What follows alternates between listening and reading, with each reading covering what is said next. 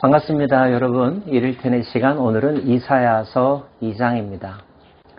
하나님은 이사야를 통하여서 1장에서 유다와 예루살렘을 징계하시겠다고 말씀하셨는데요. 그 끝부분에는 이런 표현까지도 나옵니다. 너희가 기뻐하던 상수리 나무로 말미암아 너희가 부끄러움을 당할 것이요 너희가 택한 동산으로 말미암아 수치를 당할 것이며 너희는 잎사귀 마른 상수리 나무 같을 것이요 물 없는 동산 같으리니 강한 자는 사모라기 같고 그의 행위는 불티 같아서 함께 탈 것이나 끌 사람이 없으리라. 전통과 명예를 자랑하던 유대 땅 예루살렘이 모든 사람들에게 수치와 조롱거리가 될 거라는 것입니다. 모든 것이 불타 없어지는데 끌 사람이 없을 거라는 거예요. 대체 예루살렘은, 유대 땅은 무엇을 잘못했길래 그와 같은 징계를 받게 되는 것일까요? 1장에도 나와 있지만 2장에도 구체적으로 유다 백성들의 잘못을 하나님께서 설명해 주고 계시는데요. 먼저 6절 말씀입니다. 주께서 주의 백성 야곱 족속을 버리셨음은 그들에게 동방 풍속이 가득하며 그들이 블레셋 사람들 같이 점을 치며 이방인과 더불어 손을 잡아 언약하였음이라. 동방 족속의 문화를 따라했다는 것입니다. 여기서 동방 족속이란 당시대의 아수르, 그 다음 때는 바벨론을 의미하고요. 창세기로 설명한다면 가인이 에덴에서 추방되어 에덴의 동쪽 어딘가에서 자리를 잡고 살게 되는데 그 후손들, 즉 가인의 후손들을 지칭한다고 말할 수 있습니다. 자, 하나님의 사람들이 가인의 후손들의 문화와 풍속을 따라합니다. 그들과 언약을 맺으려 합니다. 게다가 자기 주변에 있는 블레셋 사람들과 같은 행동들도 합니다. 이렇게 다른 나라, 다른 사람들의 행위를 따라하는 이유는, 또 그들과 친하게 지내려고 하는 이유는 무엇 때문일까요? 좋아 보여서? 그들이 더욱더 강력하고 힘이 세서? 아니면 그들이 누리고 있는 번영과 부귀와 영화를 담고 싶어서? 예, 당시에 동방의 족속은 유다 땅보다 훨씬 더 강력한 제국을 이루었고 경제적으로도 풍요로웠습니다. 그래서 유다 사람들 가운데는 그들을 따라해야 된다라고 하는 주장들이 있었죠. 단지 정치나 사회 제도만 수입하려고 하는 것이 아니라 그들의 문화, 그들의 종교적인 습성까지도 무분별하게 그들을 흉내내고 따라했습니다. 특별히 하나님 보시기에 가장 큰 잘못은 이것이었는데요. 그 땅에는 우상도 가득하므로 그들의 우상 숭배의 문화도 종교적인 모습도 그대로 따라했다는 거죠. 그런데 이사야서는 우상의 본질을 이렇게 설명합니다.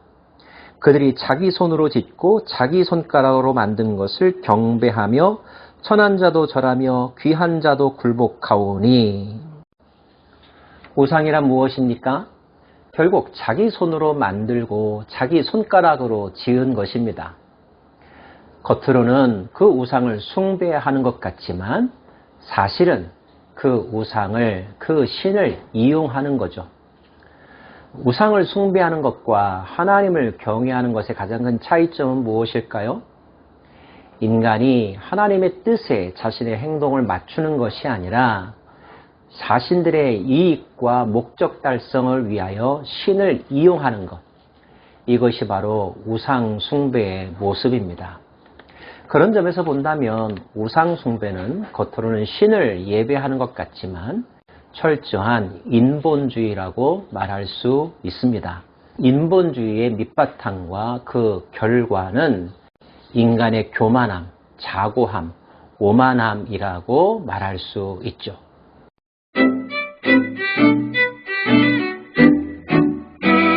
자, 이런 인간의 오만함에 대하여 진정한 신은 그냥 내버려 두고만 계실까요? 참된 신은 그 인간들의 행위가 가소로울 것입니다. 마치 하룻강아지 범 무서운 줄 모르고 날뛰는 것과 같죠. 한동안 내버려 두시던 하나님은 어느 날 자신을 드러내심으로 인간의 생각과 인간의 모든 행동들이 커다란 착각 속에서 이루어진 것임을 깨닫게 하십니다. 너희는 바위 틈에 들어가며 진토에 숨어 여호와의 위엄과 그 광대하심의 영광을 피하라. 그날에 눈이 높은 자가 낮아지며 교만한 자가 굴복되고 여호와께서 홀로 높임을 받으시리라. 대저 만군의 여호와의 날이 모든 교만한 자와 거만한 자와 자고한 자에게 임하리니 그들이 낮아지리라. 인간의 위대함을 자랑하고 추구하던 사람들이 깨닫게 될 거라는 것입니다. 인생이 정말 아무것도 아니구나. 아침 이슬과 같구나. 영원하지 않구나. 사람만이 아닙니다. 레바논의 높고 높은 모든 백향목과 바산의 모든 상수리 나무와 모든 산과 모든 솟아오른 작은 언덕과 모든 높은 망대와 모든 견고한 성벽과 다시스의 모든 배와 모든 아름다운 조각물에 임하리니 인간이 만들어 놓은 많은 문명과 물질들, 발달된 산업들, 이들 속에 여호와의 날이 임하게 될 터인데 그때 모든 것은 한순간에 사라질 수도 있음을 경험하게 된다는 거죠. 그날에 자고하는 자는 굴복되며 교만한 자는 낮아지고 여호와께서 홀로 높임을 받으실 것이요 우상들은 온전히 없어질 것이며 인간이 만들어 놓은 신의 형상들도 아무것도 아닌 것을 깨닫게 된다는 거죠. 진정한 하나님은 살아계신 여호와 그분밖에 없음을 알게 될 터인데 그 날이 임할 거라는 것입니다. 그 날은 여호와의 날이라고도 말할 수 있는데요. 그 여호와의 날의 모습을 앞부분에서는 이렇게 설명하고 있습니다. 말일에 여호와의 전에 산이 모든 산꼭대기에 굳게 설 것이요 모든 작은 산 위에 뛰어나리니 만방이 그리로 모여들 것이라. 모든 것은 낮아지고 오직 여호와의 집만이 산 위에 우뚝 서게 될 것이며 열방과 민족과 방언들 모든 사람들이 그 여호와의 집을 찾아온다는 거죠. 많은 백성이 가며 이르기를 오라 우리가 여호와의 산에 오르자 야곱의 하나님의 전에 이르자 그가 그의 길을 우리에게 가르칠 것이라. 우리가 그 길로 행하리라 하리니 이는 율법이 시온에서부터 나올 것이요 여호와의 말씀이 예루살렘에서부터 나올 것임이라. 모든 사람들이 인간의 유한함을 깨닫고 자기의 모든 것들을 내려놓고 참신이신 하나님 앞에 집중할 때 그리고 하나님의 입에서 나오는 하나님의 강단에서 나오는 말씀을 주야로 묵상하며 배우기를 즐거워할 때 그 말씀을 순종하면서 살아가는 것을 만족스럽게 여기는 날 그런 날이 올 거라는 거죠. 사람이 무서워서 누군가의 법과 명령과 강요 때문에 선한 일을 행하는 것이 아니라 하나님의 말씀에 각자가 감동받고 순종하여 진리가 원하는 바를 행하려 할 때 그때 어떤 일이 일어날까요?